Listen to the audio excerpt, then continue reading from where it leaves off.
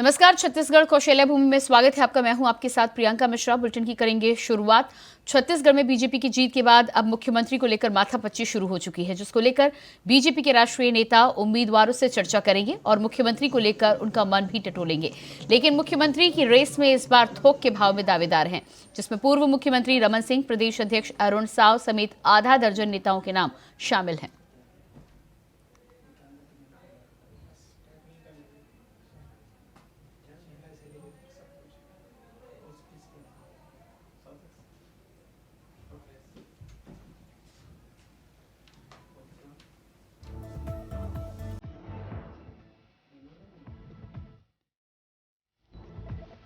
कौन कौन है मुख्यमंत्री की रेस में शामिल? पूर्व मुख्यमंत्री रमन सिंह, प्रदेश अध्यक्ष अरुण साव, केंद्रीय मंत्री विष्णुदेव साय, पूर्व केंद्रीय मंत्री, पूर्व गृह मंत्री रामविचार नेताम, पूर्व आईएएस ओपी चौधरी, इसके साथ ही सांसद गोमती साय,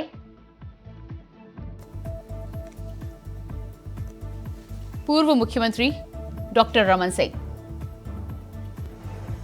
और इसी खबर पर हमारे साथ छत्तीसगढ़ से स्टेट हेड ओम प्रकाश चंद्राकर जुड़ चुके हैं। जी ओम प्रकाश, जिस तरह से लगातार चर्चा का विषय बना हुआ है, 6 से अधिक नाम दावेदार बताए जा रहे हैं। हालांकि डॉक्टर रमन सिंह के अलावा प्रदेश अध्यक्ष अरुण साव और कई नामों पर चर्चा हो रही है। बैठक की भी बात निकलकर सामने आई है। क्या लग रहा है आपको, आज इस पर निर्णय आ सकता है?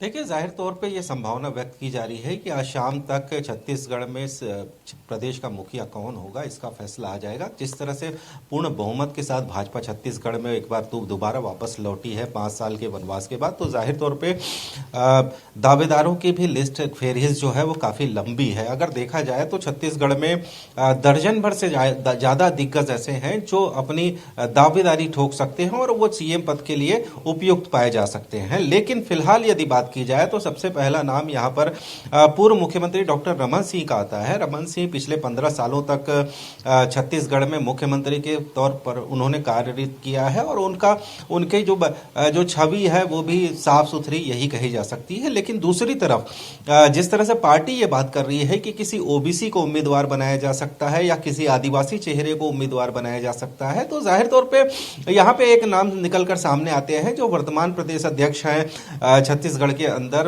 अरुण साव। उनका नाम जो है सामने आ सकता है, वो एक प्रबल दावेदार के तौर पर उपयुक्त माने जा सकते हैं। दूसरी तरफ आदिवासी चेहरे की यदि बात होती है तो जाहिर तौर पर पूर्व केंद्रीय मंत्री और पूर्व अध्यक्ष जो है भाजपा के विष्णुदेव साय, उनका नाम भी इस लिस्ट में लिया जा रहा है कि उनके नाम पर भी मुहर लग सकती है। लेकिन फिलहाल फैसला आला कमान को करना है और विधायकों से लगातार 1-to-1 चर्चा जो है वो ओम माथुर जो कल आए थे और कल वापस चले गए हैं, उन्होंने कर ली है और पसंद नापसंद का भी उन्होंने जिक्र विधायकों से कर लिया है कि वो किनको सीएम पद के लिए देखना चाहते हैं। फिलहाल फैसला जो है आला कमान पर निर्भर है। जी बिल्कुल। तो लगातार जिस तरह से कई नामों की चर्चा हो रही है, छत्तीसगढ़ में महिलाओं की भागीदारी की बात की जाए तो जिस तरह से पुरुषों से अधिक महिलाओं का वोट रहा है, इसके अलावा भारतीय जनता पार्टी ने हमेशा महिला आरक्षण बिल की बात हो या महिलाओं को 12,000 रुपए देने की यहाँ पर छत्तीसगढ़ में बात हो, हमेशा महिलाओं को आगे रखने की बात की है।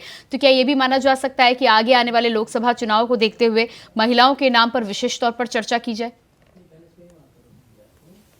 देखिए प्रियंका, जिस तरह से महिलाओं की बात है तो छत्तीसगढ़ में महिलाओं ने बढ़ चढ़ कर हिस्सा लिया। 50 सीटें ऐसी है जो महिला बाहुल्य जो सीटें हैं वहां पर महिलाओं की काफी भूमिका रही है। काफी तादाद में पोलिंग बूथों पर महिलाओं की मौजूदगी देखी गई है। जाहिर तौर पे महिला शक्ति से कोई इंकार नहीं किया जा सकता। अगर भाजपा सत्ता में लौटी है 5 साल के वनवास के बाद, तो इसके पीछे महिलाओं का भी एक बड़ा योगदान है। एक तो महिलाओं का जिनको टिकट मिला और जीत कर आई, और दूसरा वो मतदाता जिन्होंने भाजपा पर भरोसा करके एक बार फिर उन्हें सत्ता में काबिज होने का मौका दिया है। तो ऐसे में अगर महिला परिदृश्य से बात होती है तो जाहिर तौर पर वर्तमान जो राज्य मंत्री हैं रेणुका सिंह, उनकी चर्चा हो रही है कि उनके नाम पर मुहर लगाई जा सकती है। दूसरी तरफ गोमती साय है सांसद, उनके भी नाम की भी चर्चा है। साथ ही पूर्व मंत्री लता उसेंडी का भी नाम इसमें शामिल किया जा सकता है। तीनों महिलाएं जो हैं वो आदिवासी। इसके अलावा ओम प्रकाश जी, जिस तरह से बीजेपी आला कमान का बयान एक सामने आया है कि नए चेहरों को वरीयता देने की कोशिश और मंथन बीजेपी में किया जा रहा है, तो क्या लगता है आपको, यदि नए चेहरे की बात आएगी तो किससे वरीयता दी जा सकती है? देखिए प्रियंका, यदि नए चेहरों की बात आती है तो जाहिर तौर पे पूर्व मुख्यमंत्री रमन सिंह जो है वो ही पुराने चेहरे हैं जो 15 साल सत्ता पे काबिज रहे हैं। दूसरा, अगर अरुण साव की बात की जाए तो अरुण साव वर्तमान में बिलासपुर सांसद है और वो एक ऐसे वर्ग को बिलोंग करते हैं जो साहू वर्ग के को बिलोंग करते हैं और वो सबसे ज्यादा वोटर जो है फिलहाल छत्तीसगढ़ के अंदर साहू वोटरों की ओबीसी के अंदर मौजूद है। ओबीसी वर्ग को देखा जाता है, साहू वर्ग को देखा जाता है, तो अरुण साव का नाम सबसे पहली प्राथमिकता में देखा जा सकता है। दूसरी तरफ नए चेहरों में अगर बात की जाए तो विष्णुदेव साय भी पहली बार मुख्यमंत्री बनेंगे, तो जाहिर तौर पे उनके भी नामों पर मोहर लग सकती है। लेकिन एक फ्रेश चेहरा यदि की बात की जाए, जिस तरह से यहां सियासी गलियारों में चर्चा चल रही है कि ओपी चौधरी का जो नाम है वो सामने आया है। ओपी चौधरी 2018 के चुनाव में वो उन्होंने आईएएस पद छोड़कर राजनीति का दामन थामा था और बीजेपी का दामन थामा था, तो वो पिछली बार तो चुनाव हार गए थे लेकिन इस बार भारी वोटों से वो जीत दर्ज की है।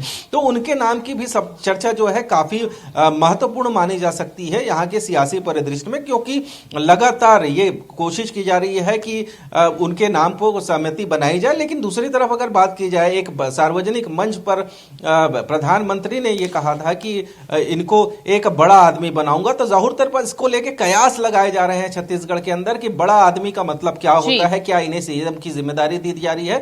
तो एक प्रबल दावेदारी के तौर पर जी बिल्कुल ओम प्रकाश जी, इस तमाम जानकारी के लिए आपको बहुत बहुत शुक्रिया।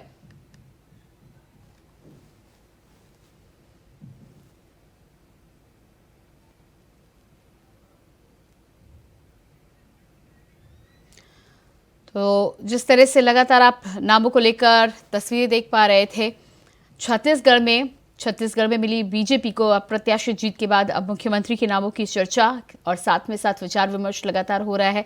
देखना ये होगा कि विधायक दल के नेता के साथ ही साथ पार्टी आलाकमान को क्या कुछ मंजूर होता है। खबरों में आगे बढ़ेंगे, लेकिन इससे पहले आइए आपको सीधे लिए चलते हैं हरियाणा, जहां पर सीएम मनोहर लाल लाइव आ रहे हैं। क्या कुछ कह रहे हैं आपको सुनाते हैं।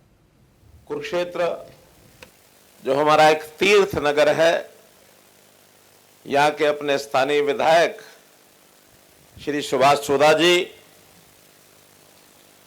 हमारे बीच में उपस्थित थे। हमारे एडीजीपी श्री ओपी सिंह जी किन्हीं कारणों से उनको जल्दी लौटना पड़ा है। मेरे साथ एडिशनल प्रिंसिपल सेक्रेटरी इस नाते से और इस प्रकार का जो पब्लिक रिलेशन का सारा काम पूरे प्रदेश भर में बखूबी निभा रहे हैं, ऐसे श्री अमित अग्रवाल जी आईएएस, भारतीय जनता पार्टी के जिलाध्यक्ष श्री रवि बातान जी, सरस्वती हेरिटेज बोर्ड के चेयरमैन और पूर्व जिलाध्यक्ष श्री धूमन सिंह किरमत जी, जिला परिषद के हमारी चेयरमैन बहन Kamaljeet Kaur ji, chairman government livestock board Shri Dharamvir Mirzapur ji, और एक विशेष नाम जिनका मुझे पहले उल्लेख करना चाहिए था, जो अपने स्तुति गान गायक इस नाते से भगवान राम जी के अनन्य भगत हैं, ऐसे भाई कन्हैया मित्तल जी, उपस्थित हमारे उपायुक्त महोदय, हमारे एसपी महोदय, सभी अन्य सज्जन वृंद और जो राम भक्त इस नाते से, चाहे रामलीला कमेटियों में हम पदाधिकारी हों अथवा रामलीला के कलाकार के नाते से अपने अपने प्रकार से इस विधा में अपना योगदान करते हैं, ऐसे सब बंधुओं को मैं आज मुख्यमंत्री के नाते नहीं बल्कि श्री राम जी के अनन्य भक्त के नाते से आपका अभिनंदन करता हूं, आपका स्वागत करता हूं।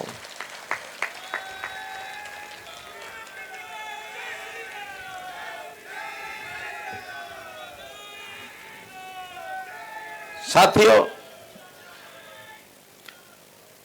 ये राम जी का अपने आप में नाम ही इतना बड़ा है, शब्द है केवल 2 अक्षर का रा और म। कितनी ताकत है इस शब्द में। हम पूरी जब रामलीला की ये सारी वर्णन सुनते हैं, उसकी कथा कहानी जब हमारे सामने आती है, तो जिस पत्थर के ऊपर रा और मैं लिख दिया जाए, वो पत्थर पानी में डूबता नहीं है, तैरने लग जाता है।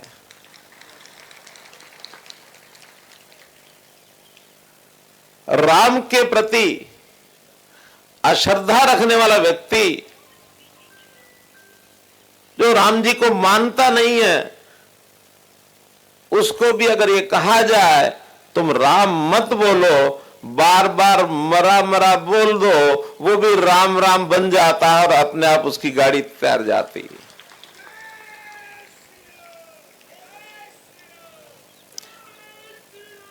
ऐसे राम जी के नाम से हम जो प्रदेश भर में नहीं बल्कि रामलीलाएं तो समुद्र से लेकर हिमालय तक पूरे देश में होती है, न केवल देश में होती बल्कि विदेशों में भी रामलीलाओं का मंचन होता है। आप सब ये जो काम कर रहे हैं, मुझे लगता है कि शायद आपको भी कल्पना नहीं होगी कि कितना बड़ा काम ये आप कर रहे हैं। कितना बड़ा ये काम है, बहुत बड़ा काम है।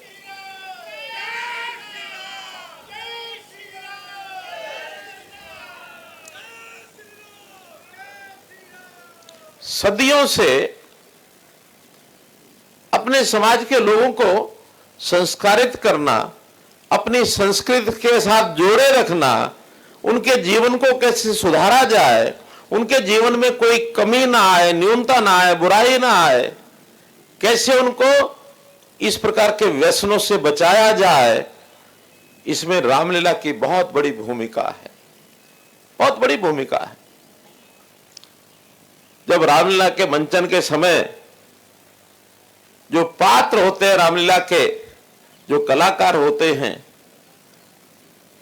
जब वो निकलते हैं, तो आप कुरुक्षेत्र से सुन पा रहे थे हरियाणा के सीएम मनोहर लाल को। फिलहाल रुकते एक छोटे से ब्रेक के लिए, फौरन वापस लौटते हैं। ब्रेक के बाद बात करेंगे अगली खबर की। छत्तीसगढ़ की चारों विधानसभा सीटों में सबसे वीआईपी सीट कोरबा विधानसभा मानी जा रही थी, जहां से 3 बार से लगातार विधायक और प्रदेश के राजस्व मंत्री जय सिंह अग्रवाल के सामने बीजेपी के लखनलाल देवांगन चुनाव मैदान में थे। इस चुनाव में कोरबा विधानसभा चुनाव जीतने का जिम्मा देश के गृह मंत्री अमित शाह ने कोरबा के हितानंद अग्रवाल को सौंपा था, जिन्होंने इस मुश्किल सीट पर भगवा लहरा दिया है। उनसे बातचीत की कोरबा से हमारे संवाददाता सुहेल किदवई ने। दे दूं, मैं जिनसे बात करने आया हूं वो कोरबा में भारतीय जनता पार्टी की रीढ़ कहे जा रहे हैं।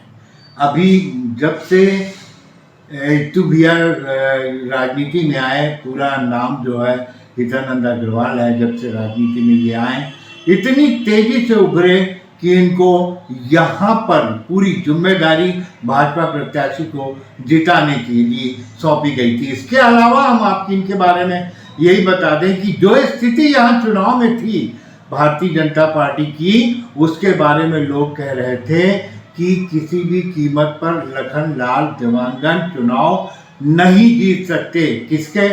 भारतीय कांग्रेस के जय सिंह अग्रवाल राजस्व मंत्री के सामने चुनाव जीत ही नहीं सकते। कई लोगों ने यह भी कहा कि ये खरगोश और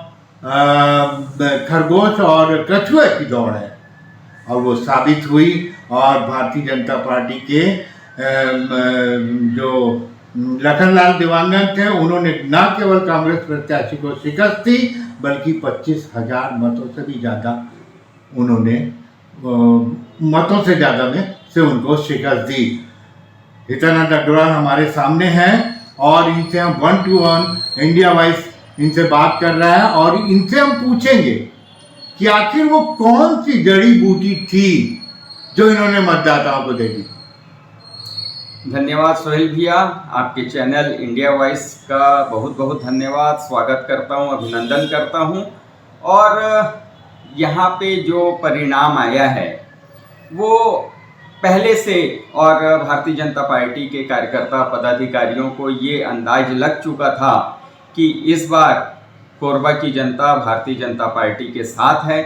जो 3 बार से और 15 साल का कार्यकाल रहा राजस्व मंत्री का, 5 साल उन्होंने मंत्री के रूप में, 10 साल उन्होंने विधायक के रूप में और 5 साल महापौर के रूप में उनकी धर्मपत्नी ने जिस प्रकार से यहाँ पे शासन प्रशासन और कोरबा की जनता को जिस प्रकार से उन्होंने निष्क्रियता का परिचय दिया, ये उसका रिजल्ट है। और ये मतदान कोरबा में हुए भ्रष्टाचार के खिलाफ पड़ा है।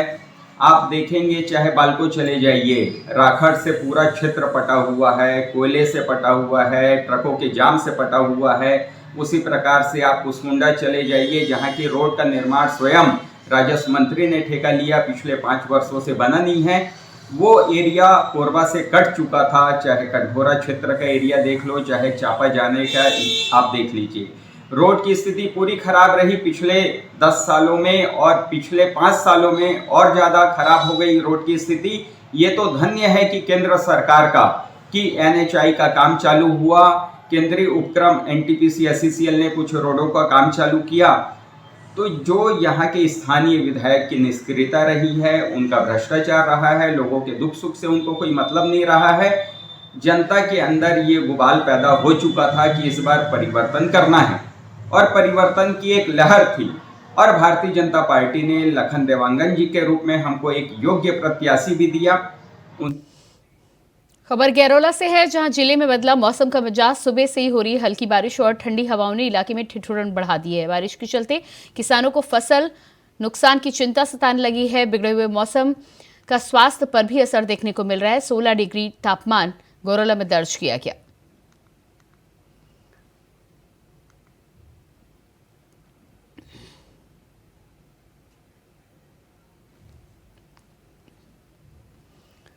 बलौदा बाजार के दामाखेड़ा गांव में 2 दोस्तों के बीच आपस में शराब पीकर झगड़ा हो गया, जिसमें टिकेश्वर साहू ने गुस्से में आकर अपने दोस्त संतोष यादव के ऊपर लोहे की रॉड से हमला कर दिया और एक गंभीर रूप से घायल हो गया। आरोपी टिकेश्वर साहू मौके से फरार हो गया।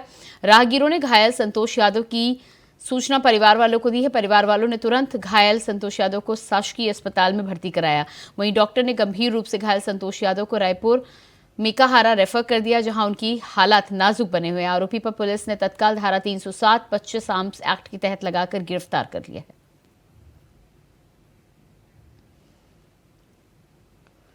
और इसी बीच बड़ी खबर निकलकर सामने आ रही है। रायपुर में साइक्लोन मिचोंग का दिखा असर, प्रदेश में अचानक मौसम ने ली करवट। रायपुर में साइक्लोन मिचोंग का दिखा असर, प्रदेश में अचानक मौसम ने ली करवट। कई जिलों में रात से शुरू हुई हल्की बारिश। कई जिलों में रात से शुरू हुई हल्की बारिश। बारिश ने बढ़ाई किसानों की चिंता। बारिश ने बढ़ाई किसानों की चिंता। खेतों में तैयार धान की फसल का नुकसान। खेतों में तैयार धान की फसल का नुकसान। प्रदेश में अचानक मौसम ने ली करवट। और इस खबर पर हमारे साथ छत्तीसगढ़ से स्टेट हेड ओम प्रकाश चंद्राकर जुड़ चुके हैं। जी ओम प्रकाश जी, जिस तरह से लगातार मौसम ने अपनी करवट ली है, बारिश ने किसानों की भी चिंता बढ़ाई है, क्या कुछ ताजा अपडेट हो रहा है? किसान किस प्रकार से अपने धान को बचाव कर रहे हैं? देखिए, जिस तरह से बारिश, जो साइक्लोन का असर जो है छत्तीसगढ़ के अंदर भी देखा गया है, जो समुद्री तट पर जो साइक्लोन आया है उसका असर, तो इसको लेकर जो है किसानों की चिंता काफी बढ़ी हुई है, क्योंकि अभी जो मौसम है वो धान के फसल का है और धान के फसलों की अभी फिलहाल कटाई होनी है। और इस कटाई के बाद जो है किसान अपना फसल जो है मंडी तक ले जाके बेचेंगे, तो जाहिर तौर पे उन्हें भंडारण की व्यवस्था ना होने की वजह से उनकी चिंता काफी बढ़ी हुई है, क्योंकि मौसम की मार से अगर धान भीगता है तो उनका धान जो है नहीं बिकेगा और उन्हें काफी नुकसान उठाना पड़ सकता है। जिस तरह से मौसम विभाग ने चेतावनी दी है छत्तीसगढ़ के अंदर कि उत्तर बस्तर सहित उत्तर बस्तर और मध्य छत्तीसगढ़ और सरगुजा के कुछ इलाकों में बारिश की संभावना है। और दिन भर कल से जो छत्तीसगढ़ में बादल जो है वो छाए हुए हैं पूरे प्रदेश भर में, तो जाहिर तौर पे बारिश की संभावना जो है वो मौसम विभाग ने जताई है। जी, इस तमाम जानकारी के लिए आपको बहुत बहुत शुक्रिया ओम प्रकाश जी। और इसके बाद 3 राज्यों में मध्य प्रदेश, राजस्थान, छत्तीसगढ़ में भारतीय जनता पार्टी को ऐतिहासिक जीत मिलने पर भारतीय जनता पार्टी विधि प्रकोष्ठ बस्तर जिला ने देश के प्रधानमंत्री नरेंद्र मोदी, गृह मंत्री अमित शाह, बीजेपी के राष्ट्रीय अध्यक्ष जगत प्रकाश नड्डा, प्रदेश अध्यक्ष अरुण साव के कुशल नेतृत्व का आभार व्यक्त करते हुए आज न्यायालय परिसर में मिठाई बांटकर जीत का जश्न मनाया। विधि प्रकोष्ठ बस्तर के जिला संयोजक सपन देवांगन ने कहा है कि 3 राज्य की जनता ने जातिगत राजनीति से ऊपर उठकर विकास को वोट किया है, प्रचंड बहुमत के साथ सरकार बनाने का अवसर प्रदान किया है। इस दौरान विधि प्रकोष्ठ के जिला संयोजक, अधिवक्ता और अन्य कार्यकर्ता भी इस मौके पर मौजूद रहे।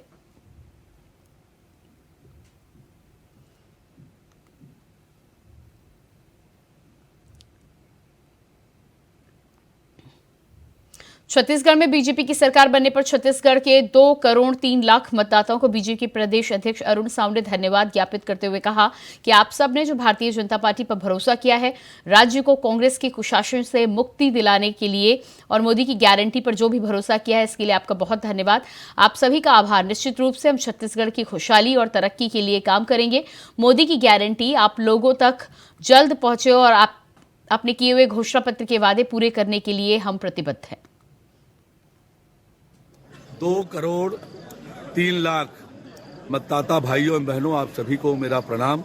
आप सब ने जो भारतीय जनता पार्टी पर भरोसा किया, राज्य के कांग्रेस के कुशासन से मुक्ति दिलाने के लिए और मोदी की गारंटी पर जो भरोसा किया, इसके लिए आप सभी का बहुत धन्यवाद। आप सबका बहुत आभार। निश्चित रूप से छत्तीसगढ़ की खुशहाली और तरक्की के लिए हम काम करेंगे। मोदी की गारंटी आप तक जल्दी पहुंचे, इसके लिए हम काम करेंगे। एक बार फिर इतने बड़े बहुमत के लिए आप सभी का बहुत धन्यवाद, बहुत आभार। फिलहाल इस बुलेटिन में इतना ही। खबरों का सिलसिला जारी रहेगा। नमस्कार।